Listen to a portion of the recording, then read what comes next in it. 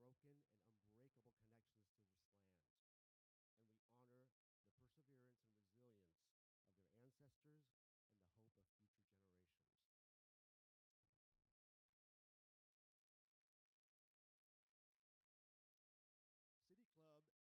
me first begin by acknowledging that we are on stolen land.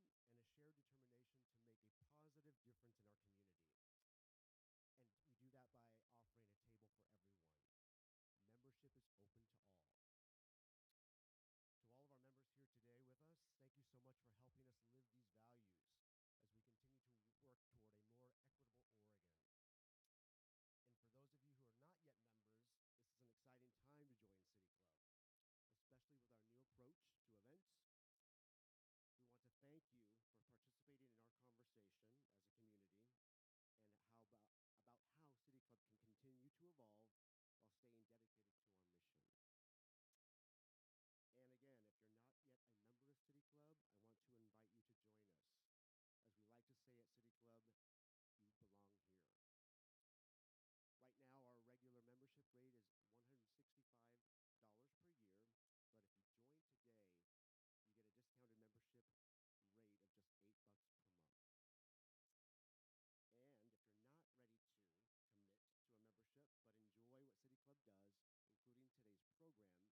that have known the Columbia and Willamette rivers as their home since time immemorial. Together, we recognize their unbroken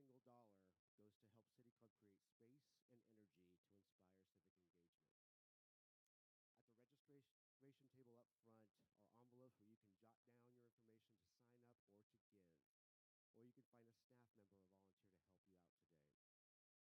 inclusion and a shared determination to make a positive difference in our community. And we do that by offering a table for everyone. Membership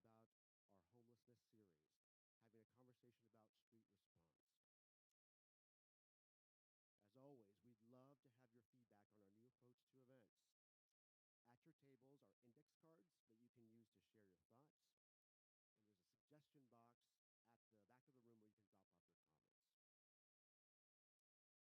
And for those of you who are not yet members, this is an exciting time to join City Club, especially with our new approach to events. We want to thank you for participating in our conversation as a community and about how City Club can continue to evolve while staying dedicated to our mission. And again, if you're not yet a member of City Club, I want to invite you to join us. As we like to say at City Club, you belong here. Right now, our regular membership rate is $165 per year, but if you join today, you get a discounted membership rate of just $8 per month. And if you're not ready to commit to a membership but enjoy what City Club does, including today's program, we're in the midst of our year-end giving campaign. Every single dollar goes to help City Club create space and energy to inspire civic engagement. At the registration table up front are envelopes where you can jot down your information to sign up or to give. Or you can find a staff member or volunteer to help you out today. Our next event is January 3rd, 2020. And we're back here at EcoTrust talking about our homelessness series, having a conversation about street response. As always, we'd love to have your feedback on our new approach to events. At your tables are index cards that you can use to share your thoughts, and there's a suggestion box at the back of the room where you can drop off your comments. With us today is our Civic Scholars group from NAIA. Welcome them. Where are they? It's great to have you all here with us. City Club's Civic Scholars Program is a high school civic engagement program that seeks to demystify government, leadership, and advocacy. At the end of today's program, we'll have a moderated Q&A session, and we will invite our civic scholars to ask the first questions. Anyone in the room may also write the question on a note card. When you have your question ready, just hold up your card.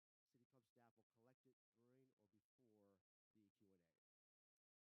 There's also going to be an opportunity for folks to ask a question at the microphone. And to follow the conversation on Twitter, ask questions using the hashtag FridayForum.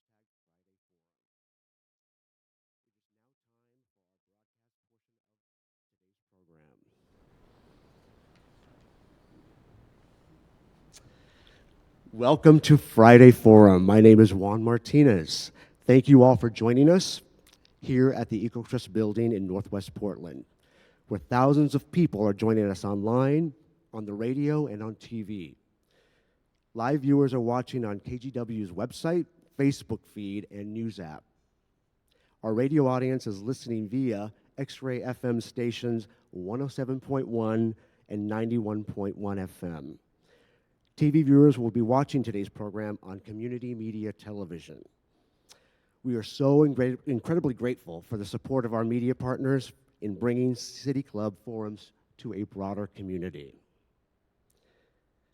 In addition to City Club's valued media partners, our sponsors, volunteers, and staff help us to put Oregon's best civic programs. And a huge thank you to EcoTrust for working with us to bring Friday Forum to this beautiful space. EcoTrust is a nonprofit organization based right here in this building, and they are working for an equitable, prosperous, and climate-smart future.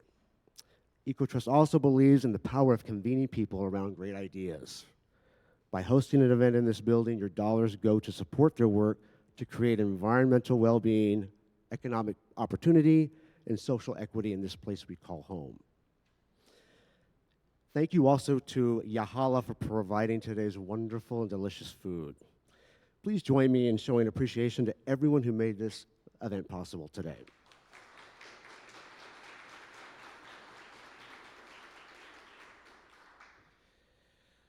Our moderator today is Dan Haggerty, evening anchor at KGW News. Our panel includes Commissioner Joanne Hardesty, Governor Brown's Housing Policy Advisor Shannon Singleton, and PBA board member and partner at Miller, Nash, Graham, and Dunn, Will Rasmussen. Today we'll be discussing the important issues that affected Portlanders in 2019. So please help me in welcoming today's panelists to the stage.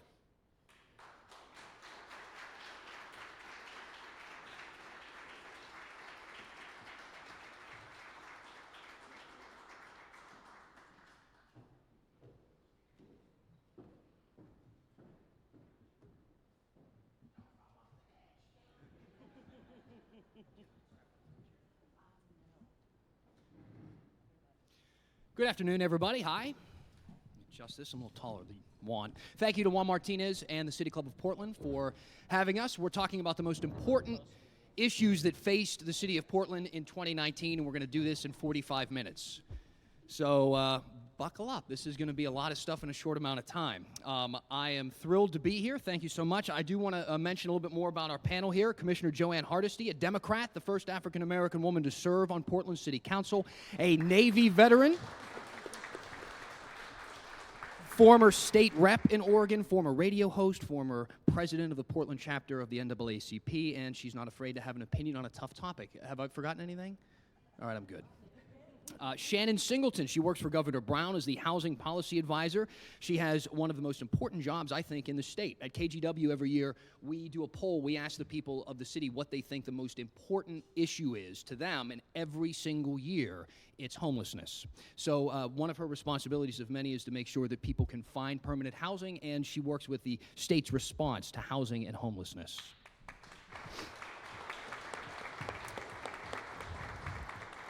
And Will Rasmussen, once an intern for Senator Ron Wyden. He spent time in business and finance before starting a career in law. He joined Miller, Nash, Graham, and Dunn in 2006. He focuses on land use and real estate, so we can talk about affordable housing with him. He also has some experience with the OLCC rules and the Cannabis Council, so we can talk about vaping and weed. All right.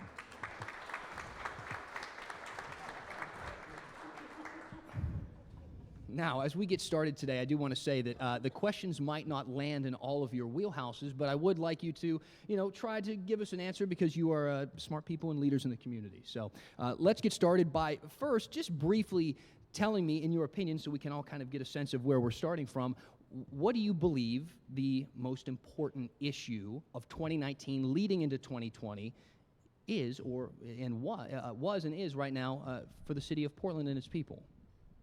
You want to start? Sharon? Yes, so I think this is not going to be a surprising answer from me. Housing and homelessness is the primary issue, both in Portland and throughout the state. And I think that we've seen a number of polling numbers that have told us the same. We really need to find a place for people to be able to sleep inside. I'm getting signal that we need to put the microphones closer to our faces. Is that correct? All right. Will? I would absolutely agree homelessness is number one, but I'd put a little bit of spin on it and say that the social services surrounding homelessness, we've passed a bunch of bond measures to get more housing. We have more housing getting built, but we also need to solve the human component, or not solve it, but offer more services regarding the human component to help people transition into a sheltered environment. Housing and houselessness, and I would say the only difference that I would say would be when we talk about affordable housing, we have to ask ourselves affordable for who? Because most of the housing that we're building today you can work 3 full-time jobs and not be able to pay first, last security deposit, pet deposit, and pet rent in the city of Portland. Okay, so obviously, I know this is lunch, but we are going to be covering some heavy topics. And let's get started kind of in the region that we were just talking about when we talk about homelessness, affordable housing, and mental health.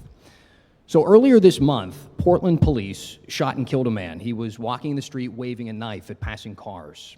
It turns out that this man had a long history of mental illness, frequent run-ins with police. His family thinks that this was suicide by cop. The chief and the mayor, they came out and they said that this was a failure of the mental health system, which according to them continues to recycle individuals rather than resolve the underlying issue. To the panel, how does mental health play a role in the issues facing this city, from police resources to homelessness to taxes, and what needs to change? Don't all rush to the mic at once. You want to start? Let me just say that the term suicide by cop is not a term that the general public uses. I've only heard that term used by police officers and not by community members. The reality is that we lack mental health services in the city of Portland. We lack mental health beds. We lack beds for youth. We lack beds for adults. And that is an issue. I cannot comment on the recent shooting, but I can tell you that we hire a company to review deaths in custody by Portland Police annually. And what we consistently know is that we shoot too soon when we show up at these scenes. What we also know is that we need to fundamentally change who responds to these 911 calls, because we continue to send the wrong people to the wrong incidents. Portland Street Response is a model that will help make sure that we're sending the right people when we get a 911 call. In context, hello. In context, let me just say that people call 911 a lot when it is inappropriate to call 911. The biggest increase in 911 calls have been for unwanted people. And so when you call the police and say, someone's put a camp up out here and they look dangerous and I think they might have a weapon, then what you've done is actually exacerbate a situation that is not necessarily of that individual's making. And so I wish the answer was that simple. If the answer was that simple, I think we would have fixed it a long time ago. The reality is that all our systems that are supposed to protect people in crises are failing us miserably. And so we can point fingers, or we can actually roll up our sleeves and do the work necessary to make sure that no one else is failed through these systems that have not been changed since 1887. And I would add, I think Portland Street Response is a great example of how we need to shift our model, and not just for 911 crisis calls, but for mental health services more broadly. The idea that somebody can navigate the outpatient system is just unrealistic. And we continue to rely on that as the service delivery model, where we have opportunity and we have programs that are mobile and do get into the community and visit people in their homes or visit people in camps to provide relational support and help them then navigate a system. Coupled with that as well is the peer services component. I don't think that we have done enough to invest in peer services. There's some different training opportunities out there, but we also have to pay people who work in these fields a housing wage because we have massive turnover and lack of workforce to actually address the problem. Regarding the shooting, it's an absolute tragedy. Somebody is dead who did not need to be dead. Somebody who was going through mental crisis is dead. It could happen to anybody. It could happen to anybody's family member. It's a tragedy. I can probably speak more freely about it than some people on the stage, but it's an outright tragedy. The Business Alliance and the business community generally, surprisingly enough, agrees with the two co-panelists up here that the services provided aren't working right now. The lens that might be a little bit different that we bring is that to the degree we can change things to make the situation better, I tend to think it's about efficiency. Our system is currently driving folks to emergency rooms and to the street because we don't have a holistic front-to-back approach to dealing with people with mental health crisis, to dealing with folks who don't have the means to operate in the private sector and try to make a house income that can afford something that requires 3 jobs to afford. And we would like to see hard decisions made about using our limited resources, both at the city and state and federal, both at the city and state and also the federal level. We don't have enough resources. We need more resources, but the resources we have need to be used in ways that actually help somebody get out of crisis, help somebody avoid crisis in the first place, help somebody not land on the street. If somebody's housing unstable, give them an opportunity to stay somewhere where they have a roof over their head. And that's really, really, really hard, but it's what we need to focus on. Both our co-panelists referenced the Portland Street Response. Is everybody here familiar? How many people here are familiar with Portland Street Response? This is a cool program that I'm not sure if it was her brainchild or if she championed it, but Commissioner Hardesty has brought to the forefront that the Business Alliance was honored to support and lend our voice in support of, to get emergency responders who aren't the firefighters and aren't police officers responding to folks with mental crisis. Folks in a public space having a situation that's not criminal, that's not life-threatening, and have the people who respond from the city not be a police officer or a firefighter. That is efficient. That saves resources and lets our firefighters and our police officers do the jobs that they were trained to do and get somebody who's actually trained to deal with mental health crises to be the first responder. We really hope to see this program grow and thrive, and similar approaches that take our limited resources and apply them more efficiently enacted. Commissioner, where are we right now with street response? How's the process moving forward? We just got approval by the City Council last month to start the pilot next year. What we haven't figured out yet is who the second person is. We're still in negotiations with our labor partners to make sure that we're all in agreement about how we move forward. But it could be a mental health person, it could be a peer supporter. We're still working out those details. We will start this pilot project in Lentz, and it is my hope that 6 months into it, we will be able to have a second pilot simultaneously so that we're learning from different efforts in different parts of the city. Now, as we were discussing up here, there are many more issues to homelessness than mental health. We have, as a city, thrown ideas and dollars at homelessness and the various problems that come along with it for years and years. And while there have been great successes and battles won, if you talk to the people in the city, they believe that we're losing the war. What ideas do you think need more support, and which ones need to go? Well, let me tell you what we spend in the city of Portland annually right now today. As of last year, we spent $71.5 million on housing and houselessness. $71.5 million. 32.5 of that comes from the city's general fund. Now think about this. This is not an area that the city of Portland funded prior to 3 mayors ago declaring a housing crisis. Think about the things that we aren't doing with our general fund dollars that we are doing now because this crisis is so urgent. So that's the money that we're already investing. We have passed 2 housing bonds over the last couple of years, one a Metro Regional bond, and of course the Portland Housing Bond. But the reality is that if we're ever going to get ahead of the curve, we need to build, and I want to make sure I get my number right. I'll get back to what the specific number is. But so far, we built like 600 plus housing units this year. We actually need to build about 1,400 units annually to get ahead of this curve. The other big challenge, quite frankly, is in the Portland metro area, the median family income for a family of 4 is $78,500.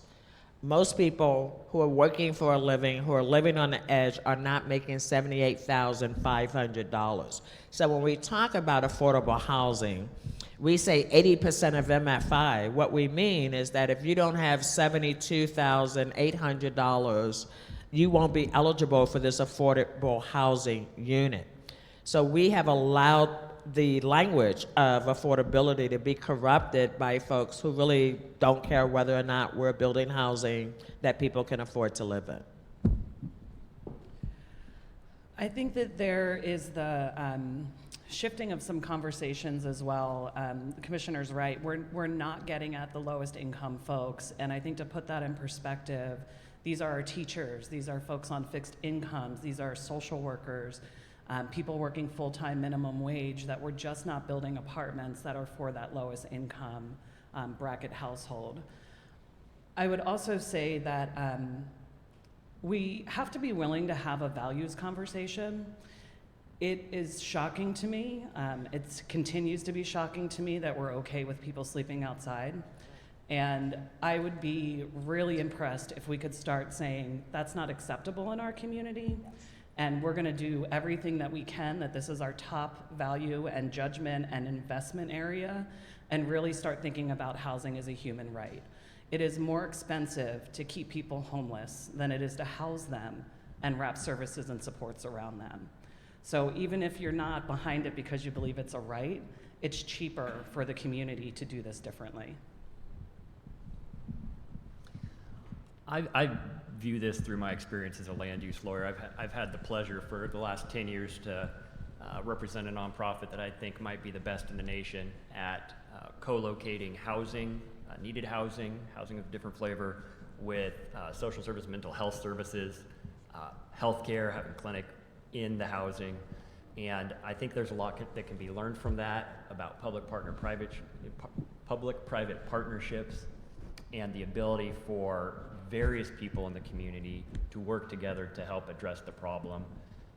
Also, as a land use lawyer, chip on my shoulder, I shouldn't complain about this because it's how I make my living. It is shockingly hard to get the paperwork in order to build affordable housing, any flavor of housing. I've had the honor and the pleasure to talk with our NIA youth before the presentation today, and one of the things we were talking about was homelessness, housing insecurity, and how that gets addressed.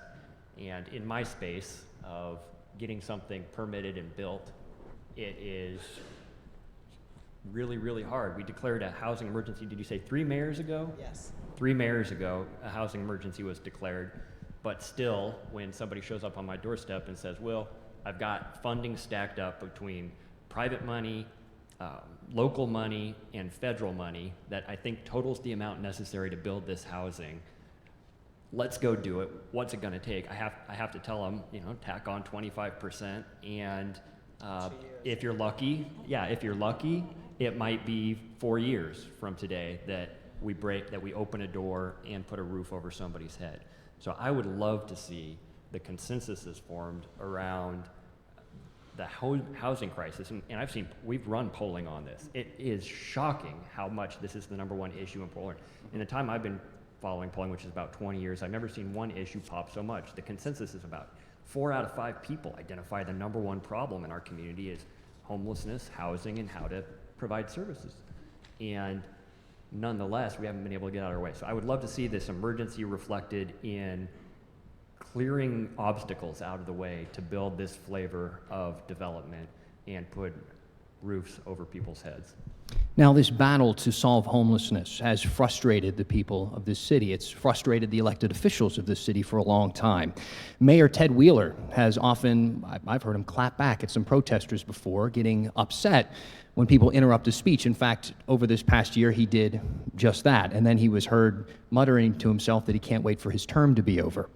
Now, interestingly enough, he recently announced that he plans to, in fact, run for re-election. But I was curious, when you think about the past few mayors and the fact that they have not run for re-election, why don't people want to be mayor of this town for very long? And were you surprised that Mayor Ted Wheeler wants another crack at it? I'm not surprised he wants another crack at it, and I think it's an extremely difficult job. I don't need to tell the folks in this room that we have a unique form of government in the city of Portland right now. We have this charter that has some downsides to it. It can make real leadership, even for people who have the drive and willingness to go fight the fights and put up with the public scrutiny, to take charge of problems and drive results. And I would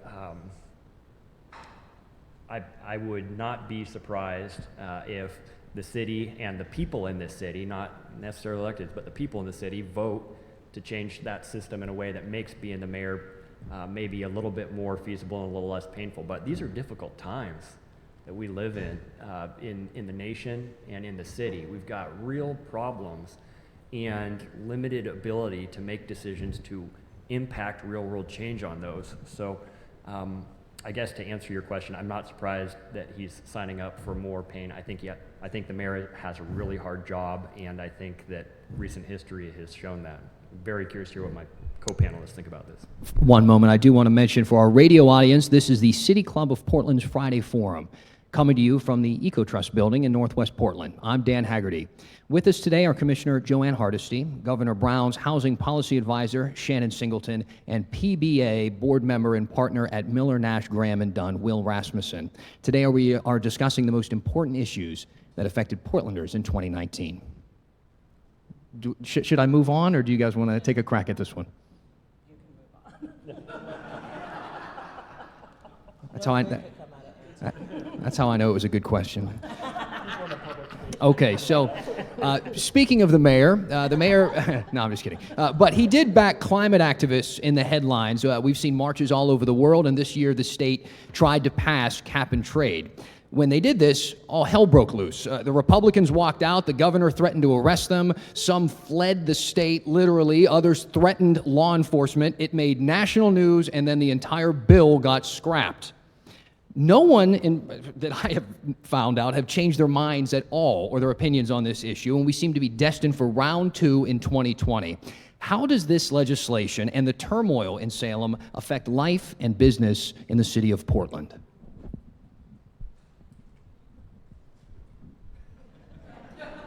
I can't move. I got it. Hogging all the space here, but I guess I'll take a first crack at that. I was personally disappointed by the process. I'm not in a position to talk about the substance of that bill and what drove it, but that we have a process where certain people, not a small group of people in the legislature, or at least a non-majority in the legislature, can just kind of leave and thereby deny the ability for the state to make any decision that requires a legislative act is somewhat surprising to me and a little bit disappointing. I'm very curious to see how that shakes out in this upcoming short session next year, but as a lawyer, the process seems odd and maybe not ideal to me.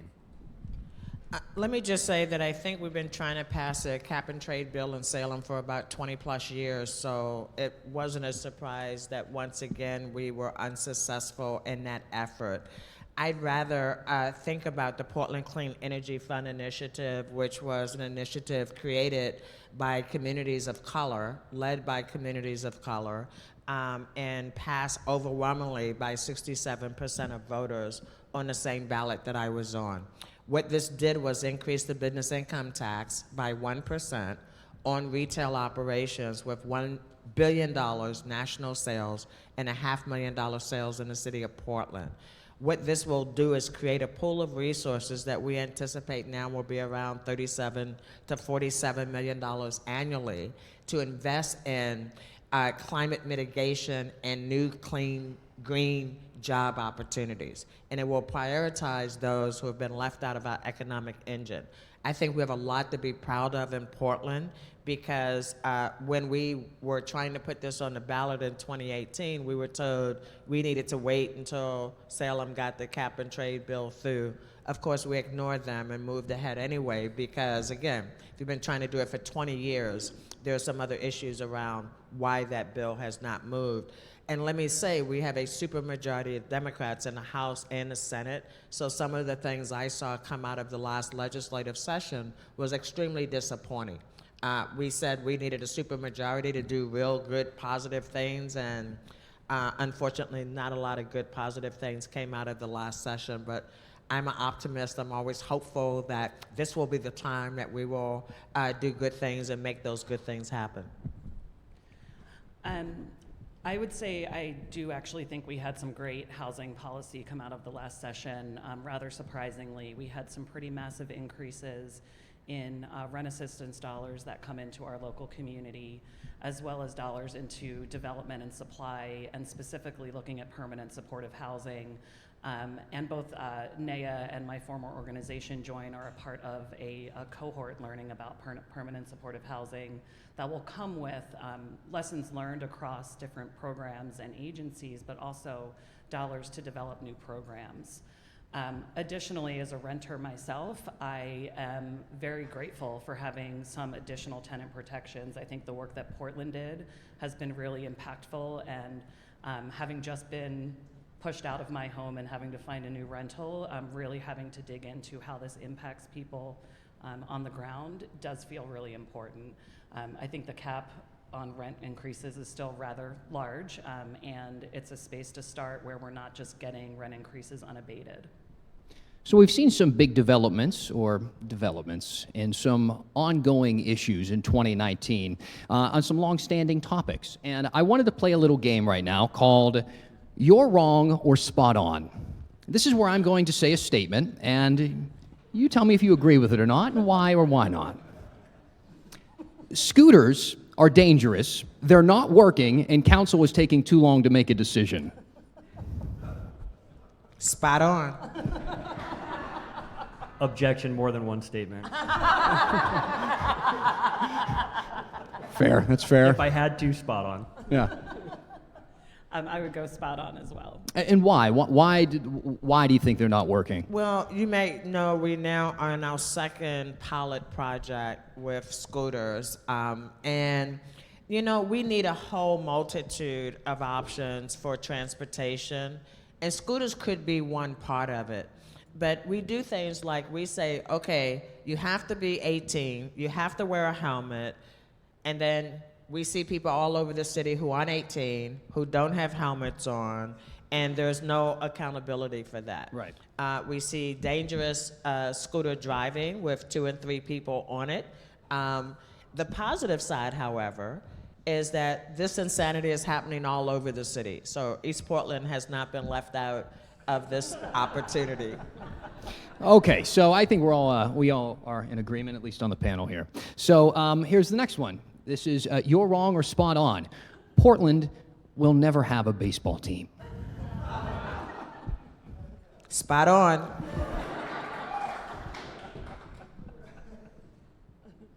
You're wrong. Are you saying that with your heart or with... Forever is a long time. I liked watching the Portland Beavers. I like watching the Hillsborough Hops. I think Portland could certainly justify an MLB team, and I think over the trajectory of time, we'll end up with one. Okay, all right. I'm going spot on, but some of that is just my heart and having a home team that is in Portland. All right, okay. All right, spot on, or You're Wrong or Spot On. None of us will be alive to see a new bridge across the Columbia. Spot on. You're wrong. Well, they're saying now that there's some, but we've heard it before. We've been there before.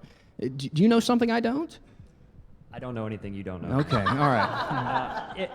I think this is just my take of political prognosticating, which I'm probably the least of the three worthy to do that. But I think the politics are lining up this time around. You've got the governors getting together.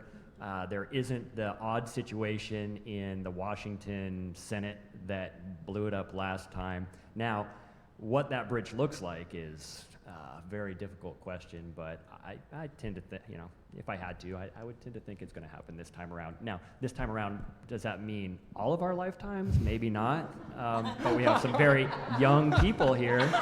Does anyone have a baby in the audience? No. Might see it. So this next question, I kind of want you to start with this one. So You're Wrong or Spot On. Soon, the Oregon tax rebate, or kicker, will only exist in the history books.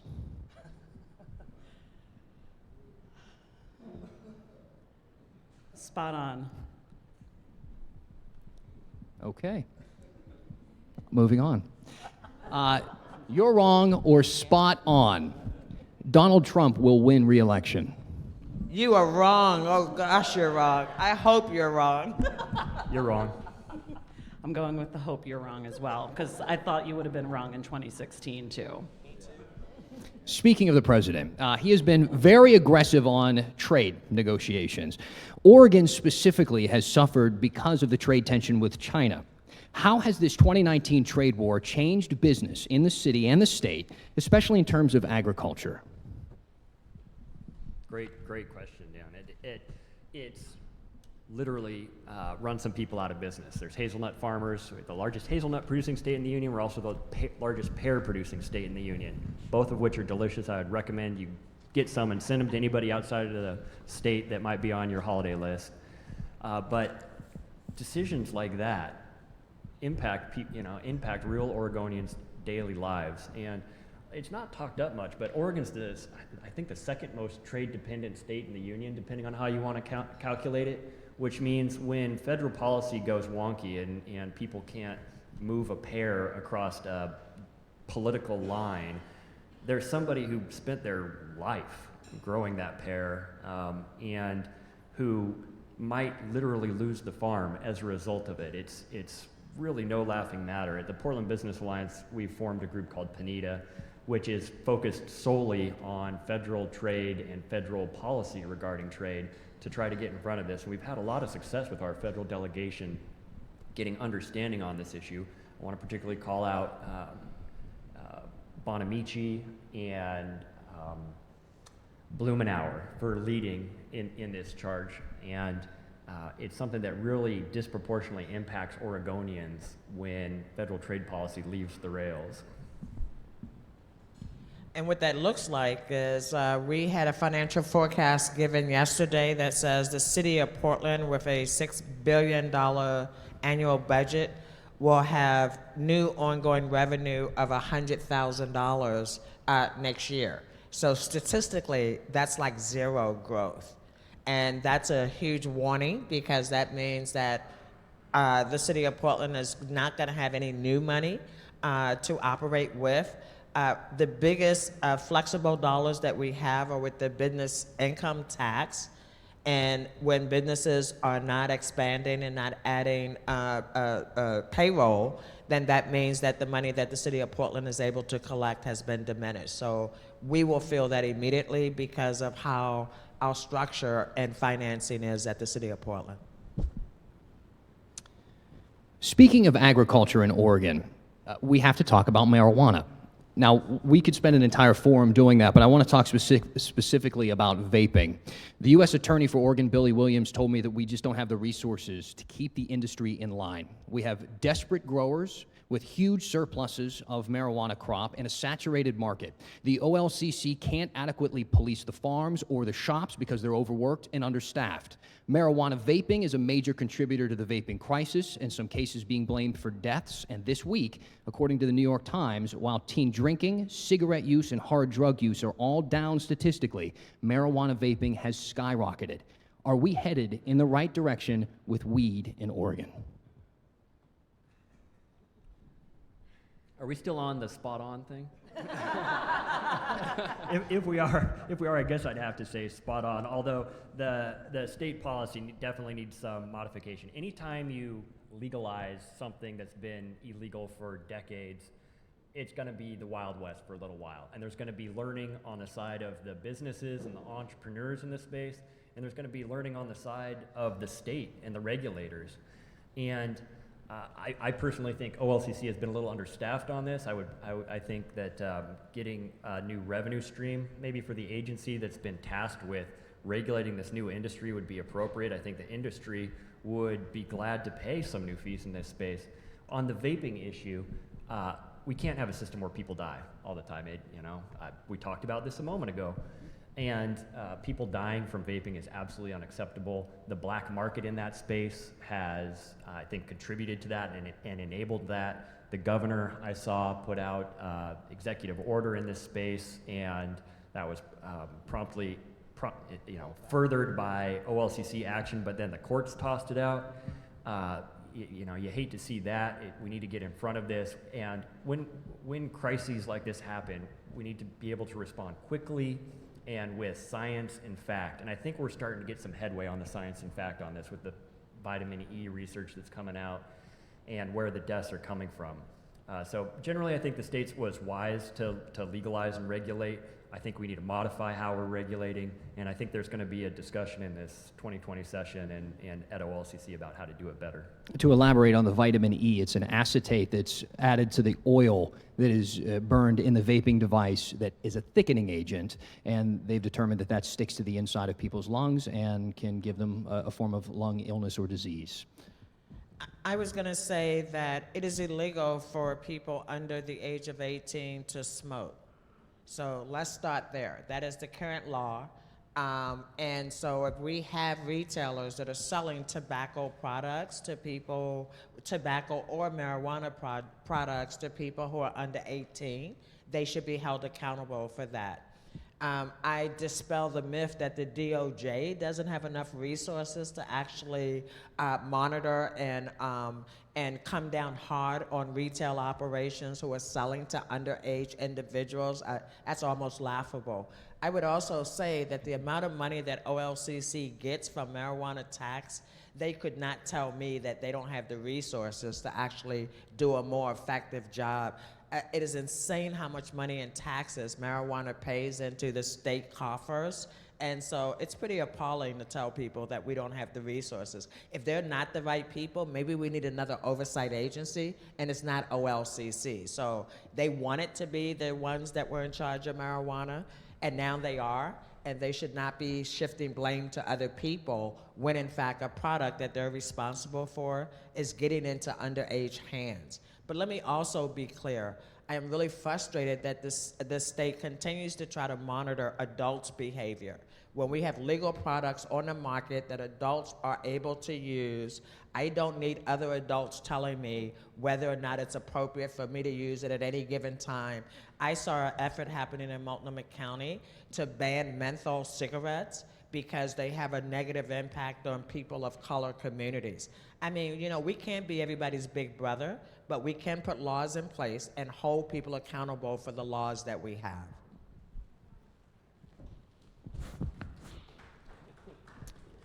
Clapping's allowed, that's cool. Yeah, you can clap. So as we discuss our communities and our children and policy, we recognize that the world in 2019 and headed into 2020 isn't exactly the world that most of us grew up in. My wife, Kristen Severance, works over at KGW with us. She covered a series of stories called Classrooms in Crisis, and it showed a plague of serious and sometimes violent outbursts in our schools. Oregon lawmakers changed laws over this past year to help empower teachers and passed a landmark multi-billion-dollar education funding bill. Where specifically should that money go? I sure hope classroom teachers are figuring out where that money goes, because I think that's part of the problem, is that we have people who are not educators trying to dictate what's taught and what isn't taught in the classroom. Personally, I think we say that we're gonna invest in making sure that folks who are not achieving the outcomes educationally that we want, that we're gonna invest to make sure that all communities benefit from our public education system. So far, we've failed pretty miserably at that, so I hope that's the outcome that we get. And I think referencing our conversation earlier with the students as well, one of the things that struck me about what they appreciated about their school was it being embedded in this larger community where there's a lot of other supports and access to services and supports that not necessarily just the student but the family may need. So really thinking about it more holistically, that it is the education piece, but it's also what are the other things that are needs for that community where those schools are located. We had a government relations committee meeting over at the Alliance yesterday, and one thing we did was a heat mapping of our policy. We were adopting forward-looking proactive policy for the first time in the Alliance's history, just on the universe of things. And we did heat mapping with little dots. I don't know if you've done this, but everybody gets 3 dots, and you can pick which policy is important to you. And these are, for the most part, business leaders or people active in the business community. And the area of the chart that popped the most was education. And I just didn't expect that. And when we talked about it a little bit, it just kind of came out that everybody cares about where their kids are going. I have 2 young kids. The first is in kindergarten right now in Portland Public, and lo and behold, that's the number one issue to me. And I think that it's important that those dollars go to the frontline people, teachers, but also counselors, librarians, the humans who are interacting with the kids day to day. And it doesn't really go to your question, but just this is my personal bias. It's not a statement from the Alliance. I don't think we need uniformity in teaching as much as we need teachers who want to be there, who are engaged, who are passionate about what they're doing. And, personal parenting preference, I want my kid to grow up and learn that you need to be able to interact with different people. You don't need to fit into one mold to thrive and grow and succeed. So frontline people. If I could add, I spent some time last year talking with youth who are experiencing homelessness, and one of the things that also stuck out to me in that conversation was we seem to think about the trajectory being a 4-year education and college degree, and that is just not real or affordable.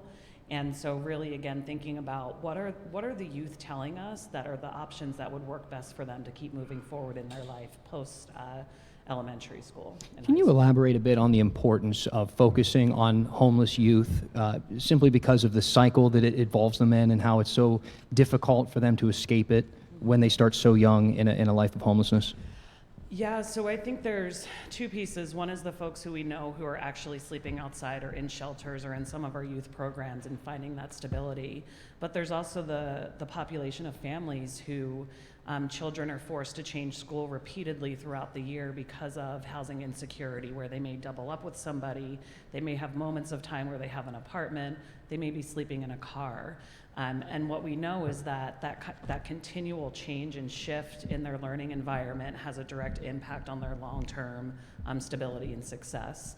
I would say we also have some missing intervention points where we have youth aging out of a foster care system who then, because of their age, are considered homeless adults. And I don't think that we have right-sized interventions to actually support that population.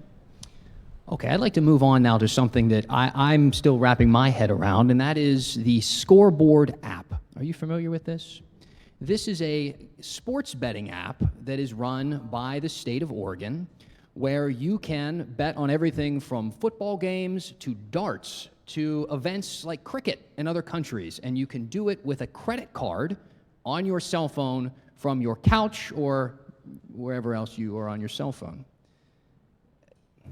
Gambling is addictive, according to medical professionals. That's a medical consensus. Will there be problems that arise that are not foreseen, considering how quickly this legislature and the app itself was okayed, processed, and now is available in the palm of our hands?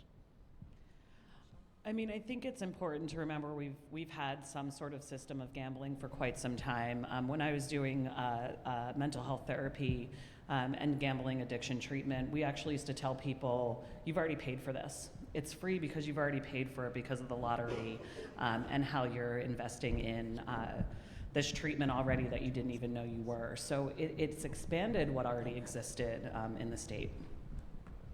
Well, quickly, do you guys want to weigh Just in? real quickly, I will say that I've always found it kind of appalling that our education system depended on people gambling more, right? And as if we have a motto, just tell your parents if they gamble more, there'd be more money for public education.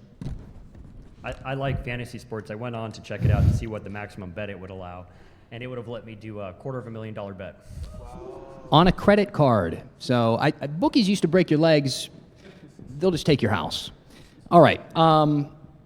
So we do have to kind of wrap things up and move on to our Q&A portion of the afternoon. I do want to remind our radio audience, this is the City Club of Portland's Friday Forum, coming to you from the Eco Trust Building in Northwest Portland. I'm Dan Haggerty from KGW News. With us today are Commissioner Joanne Hardesty, Governor Brown's Housing Policy Advisor, Shannon Singleton, and PBA board member and partner at Miller, Nash, Graham, and Dunn, Will Rasmussen. Today, we are discussing the most important issues that affected Portlanders in 2019. Now, we'd like to welcome our civic scholars from NAIA to ask the first question. Afterward, we are going to open the floor to further questions. Everyone watching or listening today is welcome to ask a question. If you've written a question on an index card, hold it high for the City Club staff to collect. You may also submit questions on Twitter using the hashtag FridayForum. To those who would like to ask a question at the mic, please identify yourself and ask one question in 30 seconds or less.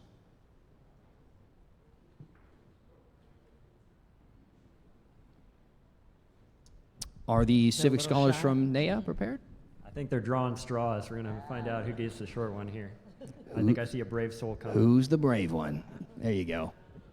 While we're waiting, yay! Just want to thank City Club for this delicious lunch. Oh my gosh, this food was so good today. Thank you so much. Yeah, thank you. All right, so thank you for having us. And we have a question about, so we're working with Community 101, and we are funded $5,000 to give to a nonprofit community in our community, and we focus on homelessness. So we wanted to ask you guys what's something, like not really who's a good person to give the money, but like what should we look into for, like, I don't know how to say it, like what should we ask them to make sure it's the right choice or place to give the money? First, thank you for your support of houseless folks on our street. I think it's important that young people are involved and engaged in helping where they can.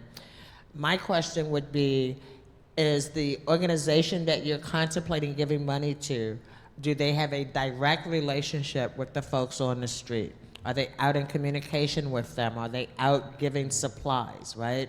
We did interviews with folks who are houseless, and what would break your heart is to know that their needs are just like ours, right? Water, food, gloves, blankets, especially as cold as it is now. Those are the kind of I would want to know, how close are they? Are they the middleman?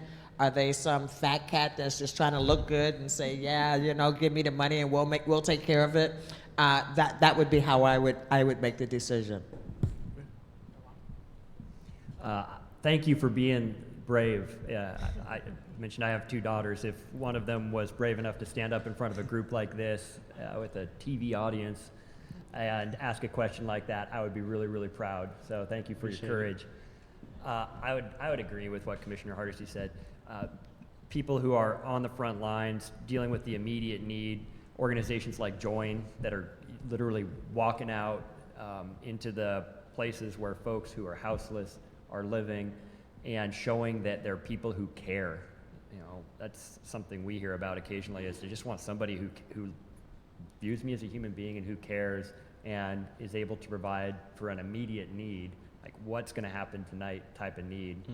But I'd defer to you. I was really impressed with you and your colleagues and friends who we had the chance to speak with earlier. I frankly suspect your group will come up with a better idea than anything you'd get from me. I mean, they both did my work for me, plugged my former organization and talked about folks who were literally outside. So I think you guys will make a great decision and just stay in line with your values and pick the organization that fits best with the group who's making that decision. Okay, I appreciate it. That was our question.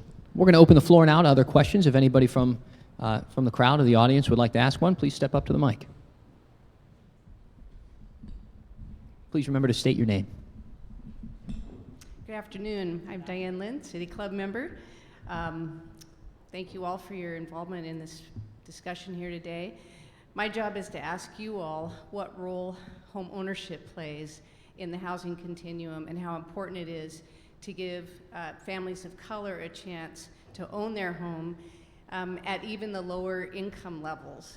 We sometimes think home ownership means it's going to be expensive or out of reach, but we now know we can get families into homes they own, anchor their kids in community, get them stabilized there, into schools, into the amenities that neighborhoods in Portland have to offer, as low as 30 to 60% of median income through Habitat and through our permanently affordable home ownership programs. So if you could address the role of home ownership, I'd so appreciate it. Thank you. So I think there's some great recommendations coming out of Joint Task Force for Addressing Racial Disparities in Homeownership. It's not specifically Portland, it is around the state, but there's issues that come up around savings and how to get there, in addition to funding organizations to build the homes. I also think it's important for us to acknowledge always our racist history and its impact on communities of color, particularly when it comes to housing. And if we're not willing to confront that and have some real conversations with folks who are living in community about what they need and where they want to be, then I would hate to see us develop homeownership opportunities in places that folks don't want to live anymore. I think that the intent of the right to return policy is an example where the intent was good, but our entire community had already been pushed to the east side, and so not having access to affordable homeownership and housing where we currently lived didn't really work out too well. Ditto. And people should be able to live in any neighborhood they want to live in, regardless of their income. And we have not done an effective job of making that happen. Programs like yours, Diane, and Habitat are the best bets that we have to ensure that we can keep low-income people in home ownership opportunities. But we have not system-wide developed a plan to make that happen. I'm glad you mentioned the program that was the first right to return to inner Northeast Portland. And I agree with you. The premise on its face made sense, but the reality is that the neighborhood and communities have changed so fundamentally that even subsidizing someone to own a home in inner Northeast just makes them an odd person in a community that looks nothing like them anymore. And so it doesn't help the person that you've helped get into the home, and it certainly doesn't help build community. I think what Diane is talking about is really building community, and what we haven't done is enough land banking. We know the biggest expense in building homes is land. I'd love to figure out how to get some of those golf courses to you so that you can actually build housing at every income level. Because again, I don't know why we own golf courses, right, when we have people sleeping on the street. So the city really has to figure out a way to do it better. Thank you. I can't say it any better than the fellow two panelists just say. I just add a couple of details around the edges. When people talk about our racist past in Oregon, it's, that's a sequence of words, but just to make sure, I think most people here know this, there are deed restrictions across huge swaths of this town that say, facially, based on your race, you can't be here. Now that's not legally enforceable, but that's part of our history. The Oregon State Constitution, for over 100 years, said on its face, depending on your race, you can't be here. That impacts the makeup of our community today, and that impacts how wealth is distributed today. Most normal folks, the best chance for saving wealth is in the equity of a home. Our home prices around Portland keep going up. I think the median home might be around $400,000 value right now. If that's, say that's going up 5% a year, that's $20,000 of value asset that's added to some person's balance sheet and some family's balance sheet. And if you're not able to access that, if you're not able to get your family into that equation, you're just it's going to be really hard to support each other. And when crisis comes along, like it does for every family, if you have that asset sitting there, that's something that can keep you off the street. If you don't have that asset sitting there, you don't have that opportunity. Thank you. Very good question. My name is Donna Strain. I'm a perhaps future City Club member, and I was wondering if maybe some of the thoughts about the golf courses could not be incorporated with the company, I think it's called Icon, out of Austin, Texas, that builds 3D houses with concrete.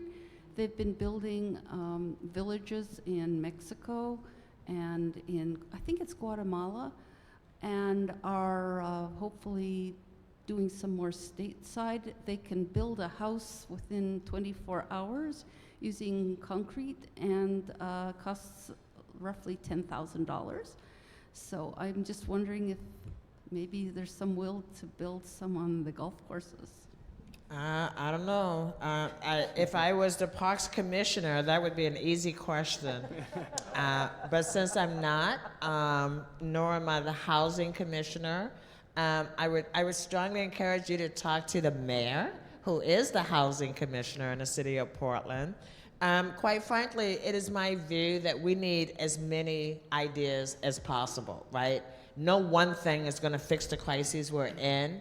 And so I'm open to looking at anything.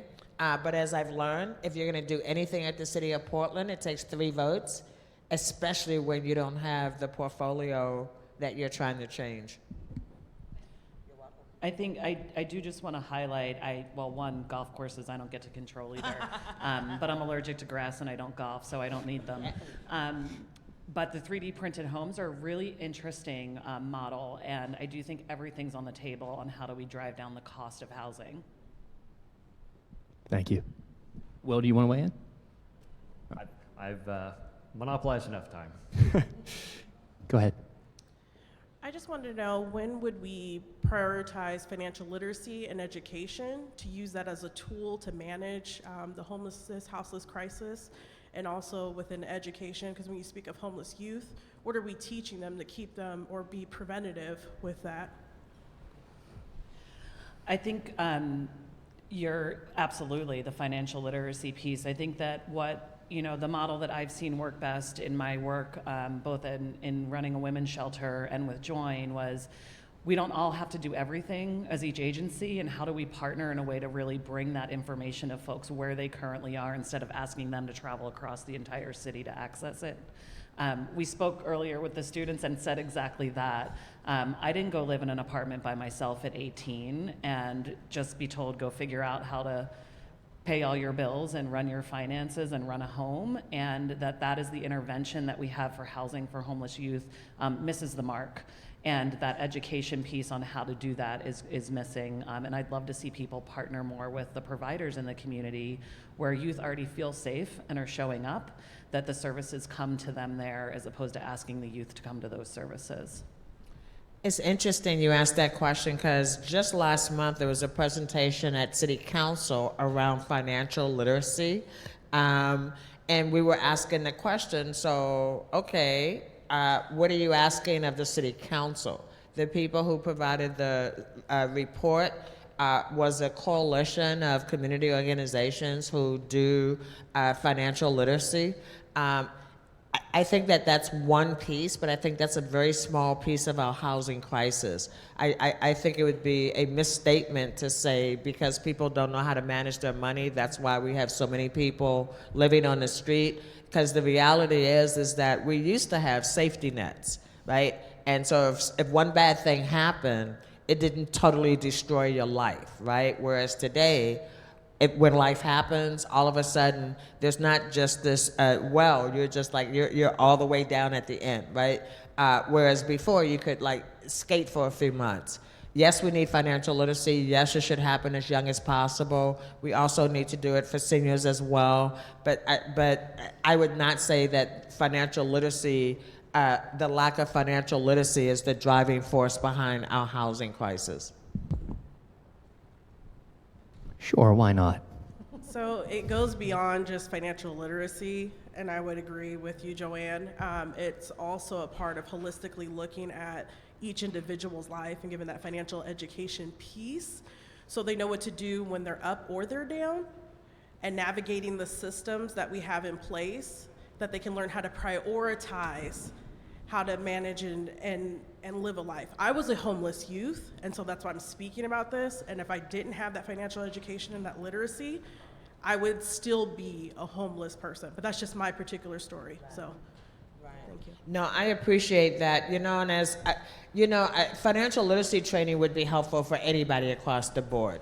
Unfortunately, most people who are on the edge have a variety of issues that aren't necessarily directed to finances, right? As I said, you lose a job, your car breaks down, you have a sick spouse, you have a sick child, and all of a sudden you find yourself just, it snowballs, right? yes, we need more financial literacy training, but the second piece is most people who are receiving some kind of support services are not getting everything that they need to live a holistic life, right? What we do is triage, right? What is the worst thing that's happening to you today? Well, let's take care of that worst thing that's happening today. Now move along. We got to get to the next person, right? So it would be ideal if we had that, but I don't see that system anywhere in the Portland metro area. We are going to be out of time. Sorry to anybody who had additional questions. I want to bring Juan Martinez back on the stage. Thank you to the distinguished panel, and thank you for giving me this opportunity. Juan.